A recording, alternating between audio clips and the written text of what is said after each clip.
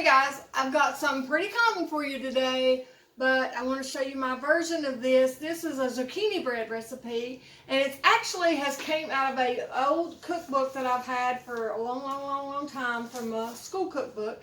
But as you can see, maybe I have wrote on it here, I've tweaked it, which is something I have a tendency to do. And I want to share it with you because I really love this recipe, and I know there's a ton of really good zucchini bread recipes out there, and I've tried a ton of different ones myself, and I've even tried some recent ones that I have seen other people make, and I still go back to this one. My family's the ones that tell me, so that's good, but I like the one you made such and such time better. So this is definitely the one that our household prefers. But I'm going to get on with it here, as what I've got in here already is 2 cups of sugar. I'm going to add 1 cup of canola oil is what I'm using, but use whatever oil is of preference to you. I'm adding 3 eggs.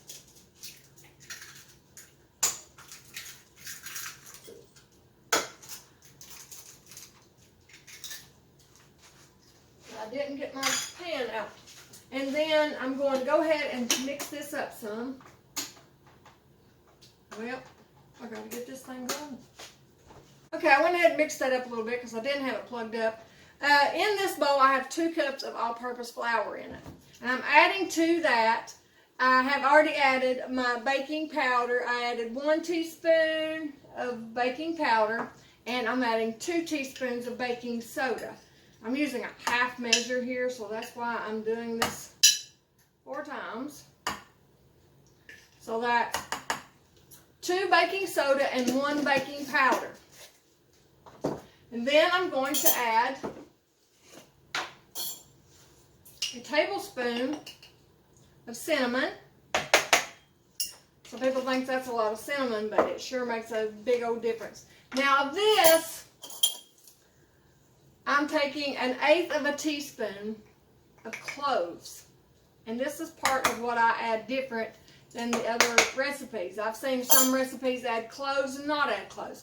I've seen some recipes add nutmeg and not nutmeg. And I love nutmeg, but I didn't really care for it in this. I don't know why, but I just didn't. And I'm adding a cup of pecans. You can add these pecans if you want to or not, and you can also add a cup of raisins if you want to or not. I'm going to go ahead and mix that together. That flour will help those pecans not sink so bad if they're coated a little bit. And you know the next step. I'm gradually going to add this to my liquid mix.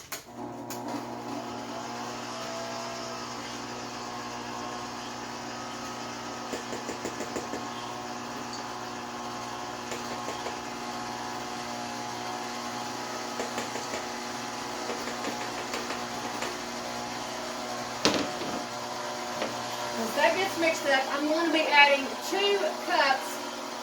Let me put this. Now I'm going to be adding 2 cups of my zucchini, shredded zucchini. This is zucchini from last year, just because I want to finish getting it done up before I start on my fresh from this year. I actually made a batch already with my fresh just because it was in the refrigerator, and I did. I'm going to try to use this for this batch. Mix this up good.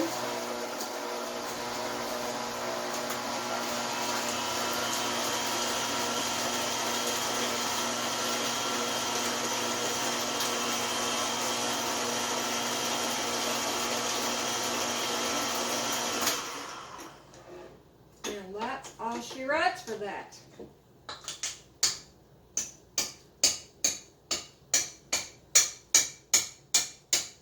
I've got my oven set at 350.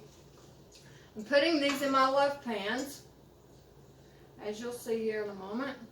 I get the zucchini off of there.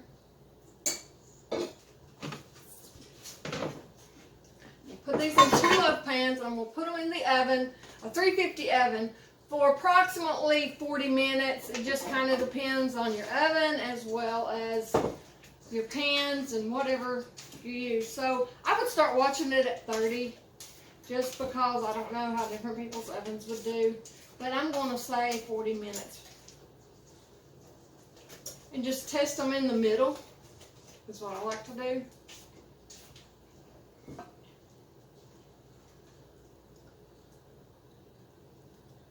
These things don't last long around here. I've also got a 4-loaf pan that I actually got. It was from Pampered Chef as well, and I froze them. This freezes really well. I used to freeze it and give it to my little ladies that I done their hair.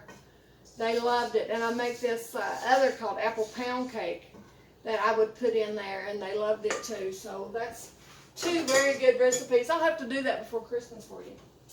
Get this off my hands. I'm going to put these in the oven, 350 for 30, 40, 50 minutes, just depending on your ovens, and we'll be back.